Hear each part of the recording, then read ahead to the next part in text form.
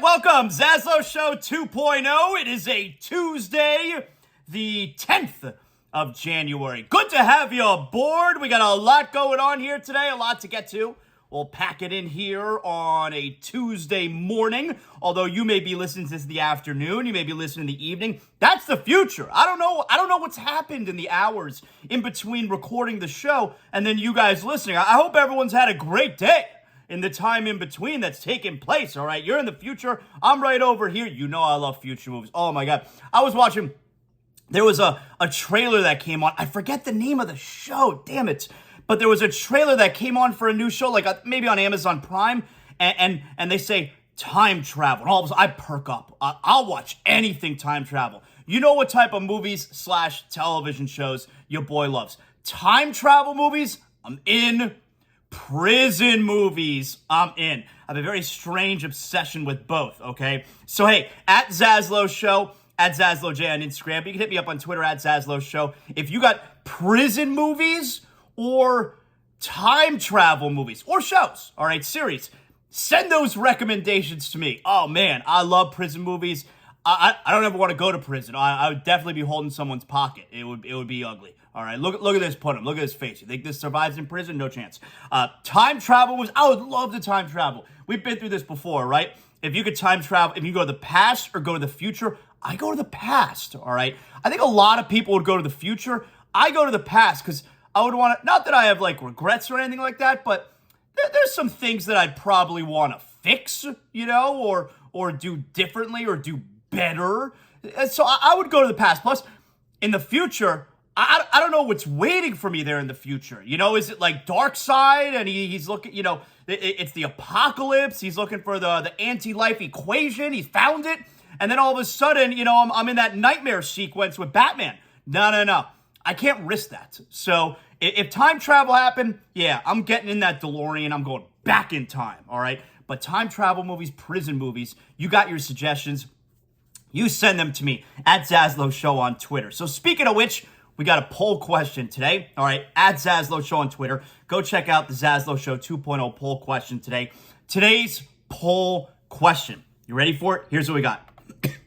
Today's poll question is, after watching the national championship, the Miami Hurricanes are how many years away? That's the question. After watching the national championship, the Miami Hurricanes are how many years away? And you guys are coming out, you're voting early and often, so keep getting out there, keep voting. Here are your choices. The Canes are 1 to 2 years away, 5 years away, light years away. Those are the answers, all right? So what are you voting? 1 to 2 years away, 5 years away, or light years away? And right now, the leader at 68, overwhelming, at 68% of the vote, the Miami Hurricanes are light years away after watching the national championship last night. Last night was the best and the worst national championship game I've ever seen. First of all, let me start off by saying that 7:30 p.m. start is money. 7:30. Remember yesterday on the show, like, it says here the game was at 7:30. Yeah, on television right now, I'm watching for a sec. They got the King of Cuck Mountain, Keyshawn Johnson. And we're going to get to him coming. He was put in his place yesterday. We're going to get to that. Don't worry about that. That's coming up in big deal, not a big deal. Keyshawn, King of Cuck Mountain, he was put in his place yesterday. But like they're asking how bad was the championship game last night. It was the best and the worst championship game. First of all, starting at 7:30 p.m., money. Love the 7:30 p.m. starts. I was saying on the show yesterday, could this be right? Could it actually be a 7:30 start? You know, the NBA Finals, they start at 9:10. Major League Baseball started doing it right a few years ago, where their first pitch for the World Series, 7:59. Yes, before 8 p.m. But you know the baseball games, baseball playoff games especially, are so long. But these college football games, they take so long. And usually, you know, if the college football playoff is starting at 8:30, you know, the fake 8 p.m. start where they tell you, where they tell you 8 o'clock, but then it's a 30-minute pregame show and it really doesn't start till 8:30. These college football playoff games are so long. 7:30 start. Why can't the big title games always be 7:30? Like, I make this argument for the NBA. Why can't the NBA be an 8 p.m. start? I'm not even asking for 7:30. Why can't NBA Finals be 8 p.m.? Oh, West Coast. Well, I mean, last I checked, it's the same time difference. Last night the game starts at 7:30 here, East Coast time. What happened 4:30 out on the West Coast? Like, nobody was able to watch it? Of course they watched it. Of course they watched it. Why is this any different? Why can the college football, which I'm sure got monster numbers, at least at the start of the game. By the end, nobody was watching. Terrible. There was no one in the stands. The place was empty. Why can't, if the national championship is at 7:30, why can't the NBA Finals start at 7:30? Why can't all the other big championship games start at 7:30? The West Coast time. You're going to watch. If it were 4:30 here on the East Coast somehow, that'd be crazy. But if it were 4:30 here on the East Coast and there's a championship game on that you care about, you're going to be like, oh, I can't, I'm working. Yeah, you're going to watch it. You're going to find a way to watch it. So, love that they had the 7:30 starts. Now, like I said, excuse me, I'm actually very pleased with the way Georgia and TCU went last night. 62-7, Georgia wins. I'm very pleased because this was the best and the worst championship game I have ever seen. It was the worst championship game. I mean, that goes without saying. 65-7, excuse me. So if you had TCU, and I know some people pick TCU, if you had TCU plus 57, you were a loser. You didn't cover. 65-7. Georgia, back-to-back national champions. This was obviously a terrible game. It was the worst game. It was not competitive. I shut the game off late second quarter when it was 38-7.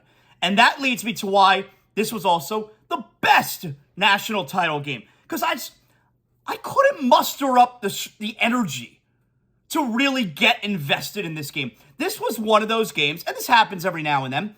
This was one of those games where, although it doesn't usually happen with championship games usually very into, but there could be another big game or whatever it is, where, like, say it's the NBA. The NBA is so stupid with their timing, where there'll be like a game 7. It'll be like Denver-Phoenix game 7. And you want to watch it, but the game's at 10:30. So it's like, oh, damn it, I got to stay up. I don't want to because it's really late. It's so stupid that it's at 10:30, but I got to stay up, so you kind of force yourself to watch it. So it happens sometimes. And I kind of felt that way at the start of the game yesterday and even leading up to it. I wasn't that excited for the game. And yesterday, my family, we got home. We were skiing in Park City, Utah all of last week. And we took the red eye last night. I guess it's 2 nights ago. But we got home yesterday morning. And on the Uber home, once we had landed, I turned to my son and said, the national championship's tonight. It kind of snuck up on you. It's dumb that it's at Monday night. Although I love the 7:30 start. Put that down. Write that in black ink. That's permanent. But that was one of those games where I was kind of forcing myself. All right, like last night, I wanted to watch Monday Night Raw live. And I never watch Monday Night Raw live. I'll go back and I'll breeze through it. I'll watch it taped, a day later, a couple days later, whatever. By the way, it's still real to me. That's my pro wrestling show, ZASLOW Show 2.0. It's still real to me. It's usually on Saturdays, me and my pal Joey Levine. And we did it yesterday. We did it last night because I was away. Because I was ZASLOW family is a skiing family now. And since I was away over the weekend, we did It's Still Real to Me last night. So if you missed the episode this weekend because there wasn't one, you can go back and you can listen to last night's episode. Obviously, it's predated from Monday Night Raw. But I wanted to watch Monday Night Raw live last night. And it was like, all right, I got to watch Georgia TCU. And I'm not going to sit here and tell you, like, oh, I knew Georgia was going to blow him out. I really didn't put that much thought into it, I don't know. I couldn't get into the game. I couldn't get fired up for it. But that was one of those instances where, all right, I got to sit down and watch this game. Got to do it, My son wanted to play video games. My younger son, he wanted to play on his Switch on the big TV in the ZASLOW Mansion family room. He's like, do you have to watch this game? I go, yeah. I didn't want to, but that's what my younger son always says to me. If he wants the TV because he wants to play a Switch, although there's several different rooms in the house that he could set up the Switch on. He wants the big TV in the ZASLOW Mansion family room. He'll say, do you have to watch this? Yes, I do. So anyway, I'm sitting there and I'm watching the game last night, and it was obviously the worst game, but it was also the best game because at 38-7, I got to turn that shit off. I'm like, I'm done with this shit. I'm not watching this anymore. So 38-7, 2 teams I don't care about, a game I don't really want to watch anyway. Yeah, we're done here. And then I put on Monday Night Raw. So I didn't see Monday Night Raw was awesome. That's 2 straight weeks. I think Monday Night Raw has been fantastic. And I didn't watch a single second of the second half of that national championship game. Not at all. Didn't watch any of it. So it was the best national championship game, and it was also the worst national championship game. And it's also the worst national championship game because I don't remember another championship game where, yes, of course, I shut off the entire second half, didn't watch any of it, but there have been plenty of blowouts in terms of, an NBA Finals game, even a Game 7 or a clinching. Usually, Game 7 is usually not a blowout, but a clinching game in the NBA Finals. There have been blowouts many, many times. World Series game, clinching game. There's been 8-0, clinching game of a World Series. Hockey, too, it happens all the time, Stanley Cup Finals. But I'll stick with it because I want to see the emotion of the players when they won. The second the game, it's like, I got to see it. There's certain things you have to see. I have to see when the Stanley Cup comes out there onto the ice. You got to see that. There's something about that Stanley Cup, I got to see the Stanley Cup presented. So it doesn't matter if it was a sweep or if the clinching game was a blowout. I got to see the Stanley Cup. So I'm sticking with the game. Or at the very least, I'll turn back and forth and then make sure I catch the end, if the game's a blowout, if the series is a blowout. So I got to stick with that. NBA Finals, I like seeing the reaction afterward. You got to see that. And basketball is my favorite sport. NBA is my favorite league, although sometimes you wouldn't be able to tell because I'm very critical of the NBA, rightfully so. And, with the NFL, yeah, I want to see the players reacting at the end. I want to see the trophy presentation. I want to see the post-game interviews. So I never bail. And World Series, too. You always love the celebration with the World Series, the dog pile. That's always fun. I don't ever remember bailing on a championship game. It was the best game because I got to turn it off and I wasn't that interested anyway. But it was the worst game because I don't ever remember bailing on a championship game. I obviously didn't care about the game anymore. I didn't care about seeing the reaction of the kids for Georgia, maybe because they won last year. I know not every kid was on that team, but you understand what I'm saying. I didn't care about them being handed that trophy. I don't know. I guess I was kind of down on college football last night. I wasn't into it. So it was the best, and it was also the worst championship game. I totally bailed on it. I wasn't interested. I had to watch my stories. So even with, Super Bowls, when I was growing up in the 80s and really into the first half of the 90s, you go look up the Super Bowls back then. Games were terrible. That was always a thing. Every year the Super Bowl sucked. And then it got to a place, once in a blue moon you would get Giants-Bills, which was 91? You would get Giants-Bills, amazing games. Oh my God, the Super Bowl was so good this year. Because most years it was 49ers-Broncos.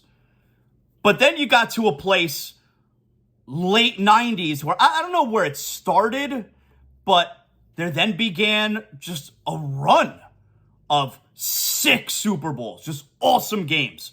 And that's usually the case. Now, every now and then, you'll get the stinker. Back then, every now and then, you would get the good game mixed in. Every now and then now, you get the stinker mixed in. Every now and then now, you'll get the Patriots-Rams, which was the second one, which was 13-3. Every now and then, you'll get, Giants-Ravens, which was 34-7. I know that was early 2000s. Every now and then you get the 40-8 Seahawks over Broncos. But most of the time now, Super Bowl is a great game. Most of the time now, you get a game like we got, you'll get the Chiefs 49ers and they come from behind. You'll get what was a blowout but ended up being a classic. You'll get Patriots Falcons. So normally you get the good game. Back then though, when I was a kid, Super Bowl sucked. But last night, best and worst championship game. The worst, for obvious reasons, terrible game, didn't have to watch anymore. The best, because I didn't have to watch anymore. So again, make sure you go vote. ZASLOW Show poll question today, ZASLOW Show 2.0 poll. That had to be on your mind watching the game. Even all even all three of the college football playoff games, even watching Ohio State and Georgia, watching TCU, Michigan, I guess also at the same time, it's like, wow, would Michigan just have gotten smacked around like that too? Because TCU was in control of that whole game against Michigan. And I don't want to hear about the Alabama stuff. They didn't deserve to be there. But that had to be on the Canes fans' mind, right? After watching the national championship, the Miami Hurricanes are how many years away? That's today's ZASLOW Show 2.0 question. And it feels like they're light years away.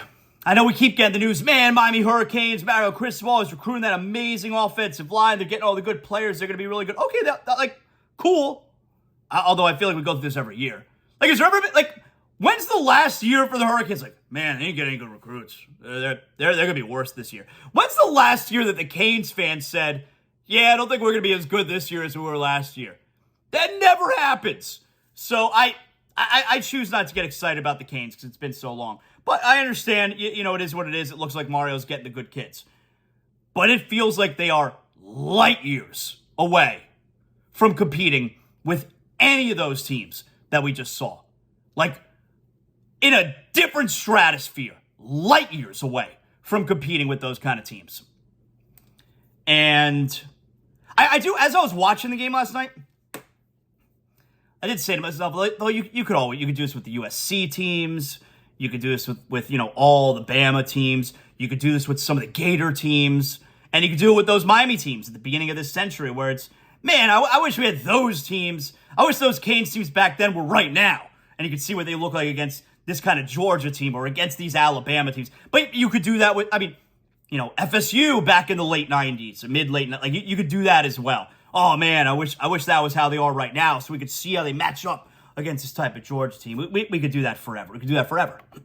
So, anyway, again, go vote. ZASLOW Show 2.0 poll question. It feels like they are light years away. If you were watching the game last night, all right, if you were watching the game at Briny Pub, you know that's my spot. Look, game sucked, but at least you had good specials, right? You had live music. You got live music every day of the week at Briny Pub, Pompano Beach. World's greatest upscale dive bar. Take Atlantic Boulevard all the way east. Don't park in the ocean, though. When you get to the ocean, you'll see on your right-hand side, on the south side of Atlantic, you're going to see the Briny. Park behind the Briny, because they got free parking there. Don't park at one of the meters. Briny will validate your tag. So go park behind the Briny. That's free parking. You know, game stunk last night, but at least you had live music. You got live music again tonight starting at 6 p.m. And, of course, Taco Tuesday means you got Mahi Taco specials tonight at the world's greatest upscale dive bar. You know I'm talking about, Briny Irish Pub, Pompano Beach. I will see you there this weekend for NFL action, including the Dolphins on Sunday at 1 p.m. at the Briny. So you make sure you go check that out. At least it wasn't a total disaster if you went to the Briny. You got the good food, you got the good drinks, and you got live music. So there you have it. Now also, last night, let's go over a few things. We're going to get some Dolphin stuff. Hey, we got good times, good times, and hard times. Which NFL fans, after Week 18 and going into the postseason, are having good times right now, and which are having hard times, Daddy? Now, we don't include the Dolphins in that. We do it with the other fan bases. But good times, hard times, we'll get to that coming up. Before we get to some NBA here, I want to get to something else that's been on my mind for really like the last 12, 16, 18 hours, okay? I had to take a sip of my vitamin water. So, I get back from vacation yesterday morning. A week ago tonight, was the debut on ESPN Radio of Joe and Amber. Amber and Joe, that's probably the way that I would have went. Joe and Amber, 7 to 9 p.m. every night on ESPN Radio. It was the debut. And you know that's my girl. I haven't been able to listen to a second of the show. I was away, you know?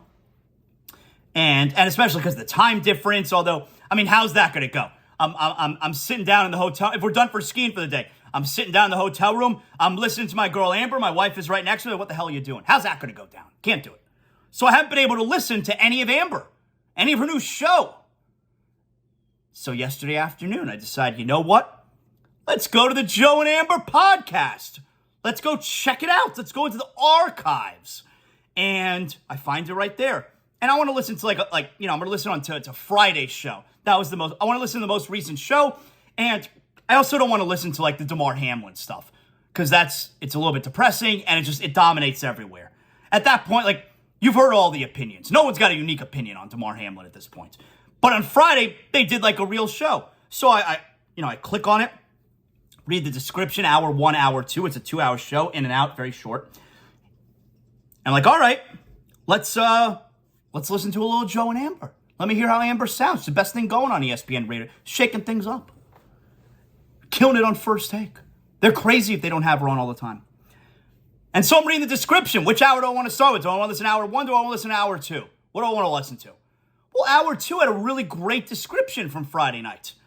It's like, you know what?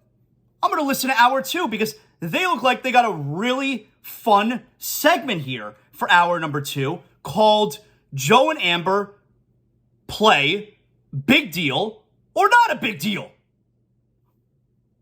What?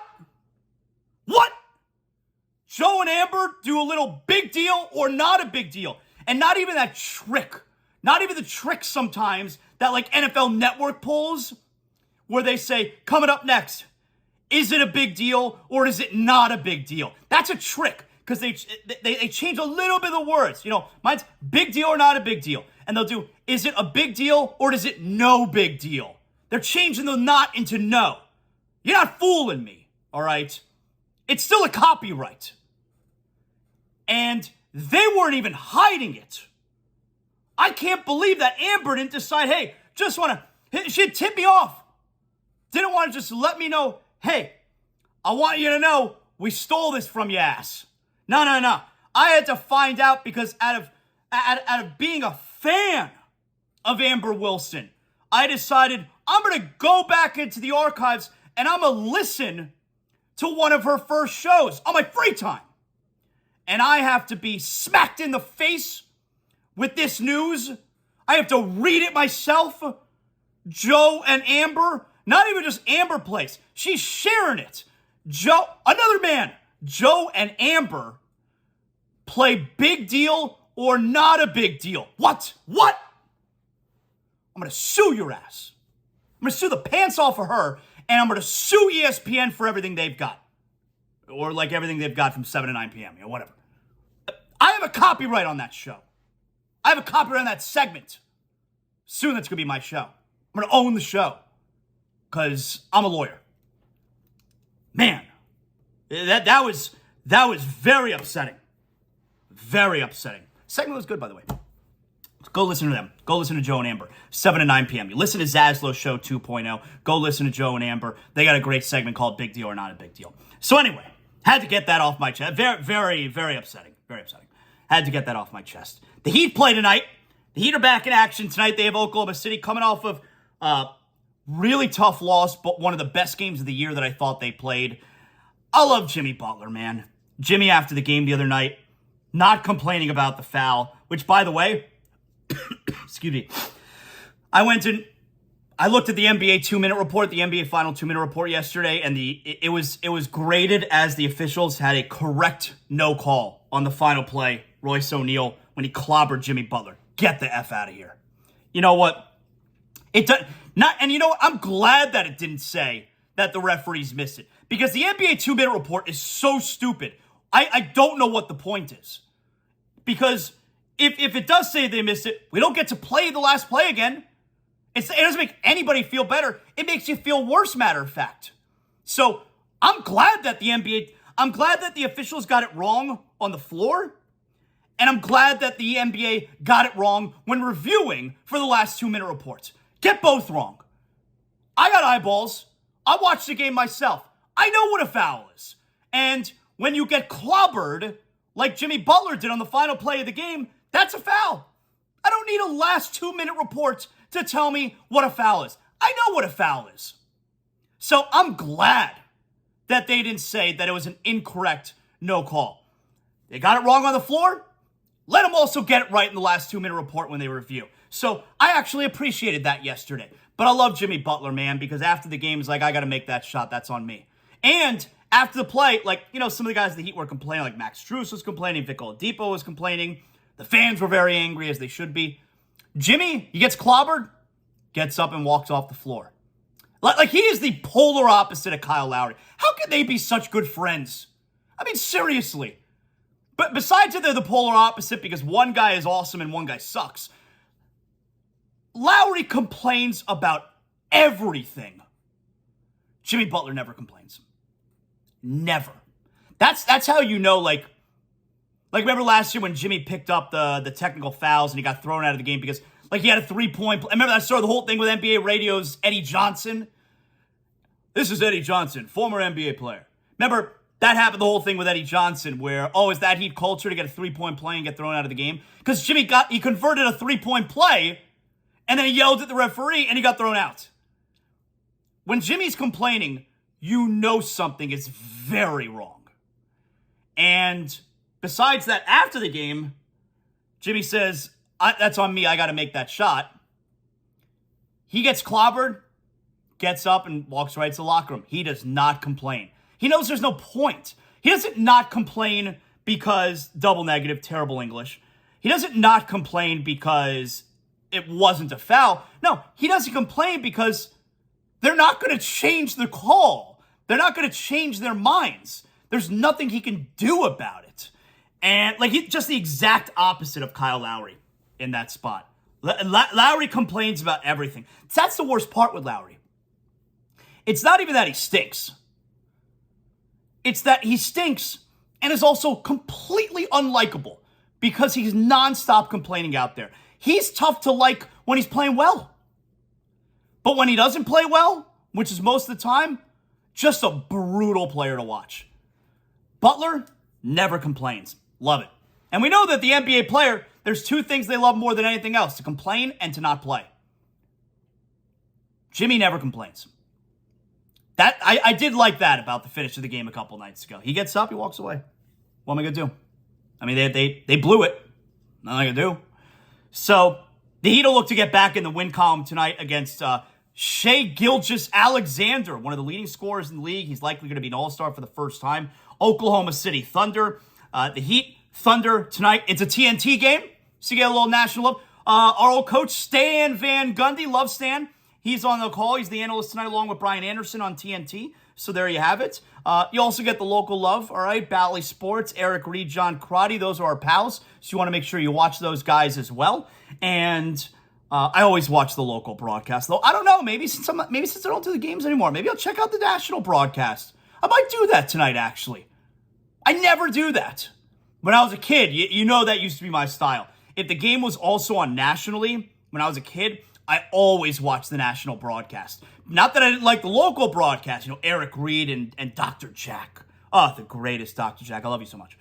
Not that I didn't love the Heat local broadcast back then, but I would watch the national broadcast because the Heat were so rarely on national TV when I was a kid. And it was, all right, let's hear what the national broadcasters have to say about my favorite team. I want to know, because, you didn't have all these talking head shows. You didn't have social media. You didn't have the internet. You don't really know what anyone else thinks about your team. So I got to watch the national broadcast. I want to hear what the national guys think about my favorite team. Do they think the Heat are good? Is it possible that do they think Glenn Rice is good? I got to hear what they have to say. I used to always watch the national broadcast, man. Oh, and Glenn Rice, of course they thought he was good. The best, of course. So I might give TNT a little bit of a listen tonight, a little bit of a watch. I might do that. All right, very good. So anyway, Heat tonight, injuries all over the place. Tyler Hero and Bam Adebayo are questionable. I think Tyler's going to be a go. He seemed to be fine, actually. Bam, I know the x-rays came back negative. That's good, but I could totally see him out. Otherwise, and Lowry's been downgraded to out. Lowry's not playing tonight. Who cares? So Gabe Vincent will step right in there. Love Gabe Vincent. It also means more time for Victor Oladipo. And it probably also, who else will get? Yeah, no, probably just means more time for Victor Oladipo. We talked about this last week. Heat's closing lineup, for me, it shouldn't include Lowry. Their closing lineup, Oladipo, Hero, Butler, probably Highsmith, Adebayo. If you need the scoring, you take out Highsmith, you put in Strus. But that's my closing five for the most part. Oladipo, because you got enough offense out there between Oladipo, Hero, Butler, Bam. You got enough defense out there between Oladipo, Butler, Highsmith, Bam. Oladipo, Hero, Butler, Highsmith, Bam. That's my closing five for most games. So no Kyle Lowry tonight. I don't think anyone's really caring so much about that. The Heat will be on the big TV tonight in the ZASLOW Mansion family room. On the small TV, once it gets going at 9:30, the late game tonight, 9:30, Panthers and the defending Stanley Cup champs who are having a tough year, the Colorado Avalanche. So Panthers and Avalanche, can the Panthers bounce back from a 5-1 thrashing at the hands of the Dallas Stars? Panthers stink. Everybody knows that. We're into the second half of the season. Let's go. Let's go. You know, they're a million points back. That top three division's out of the question. Not even a chance.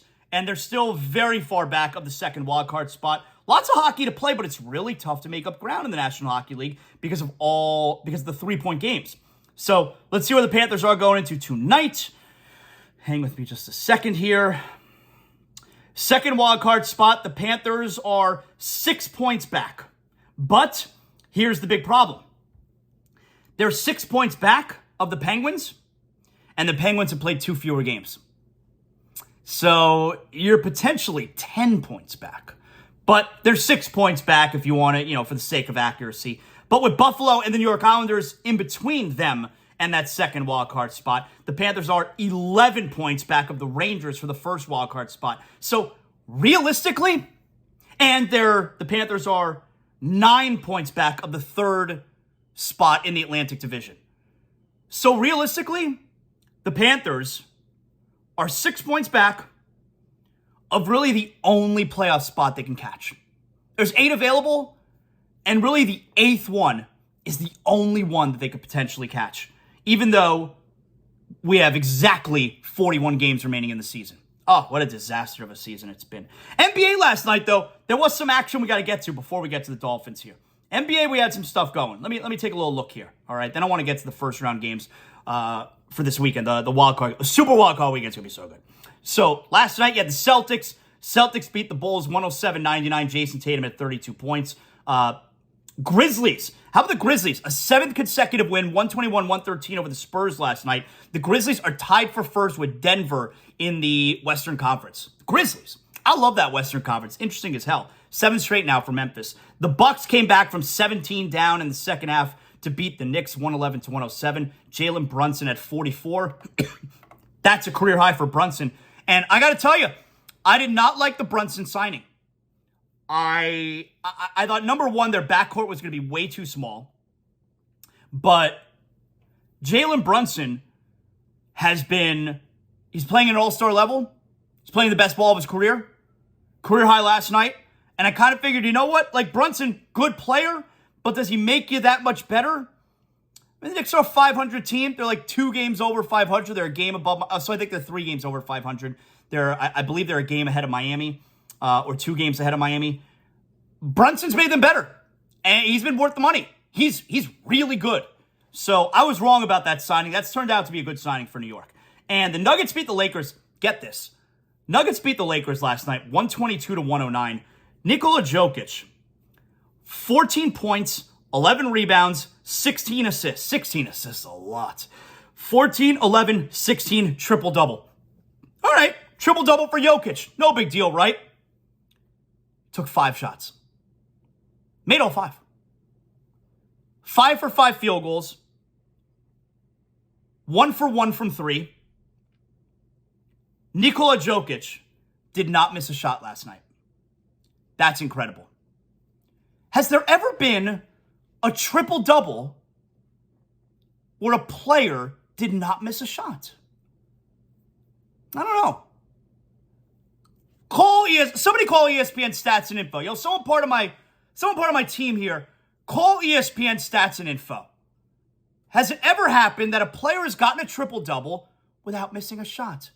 But it's not even like, and it's, but he only took 5 shots. That's incredible. That they could win. And by the way, they're facing that same Laker, no LeBron, no Anthony Davis. They're facing that same Laker team that he got embarrassed against. All right, so who cares they beat the Lakers? But the 2-time defending league MVP, triple-double, 5 field goal attempts. That's it.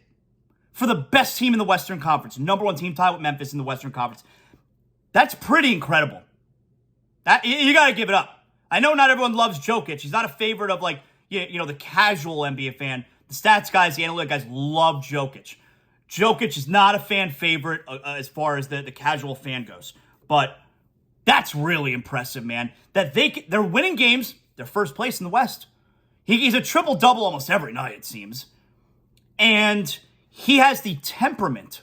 What other star player who can have a great game like that, a triple-double? What other star player can have a great game, their team continues to win, and he's content with taking just 5 shots? Can't name it. Giannis ain't taking 5 shots, nor should he. Luka's not taking 5 shots. Mavs won't win, nor should he. Tatum's not taking 5 shots, nor should he. Jokic, 5 shots. All right. Still going to be first place in the West. That's pretty impressive. That's impressive stuff right there.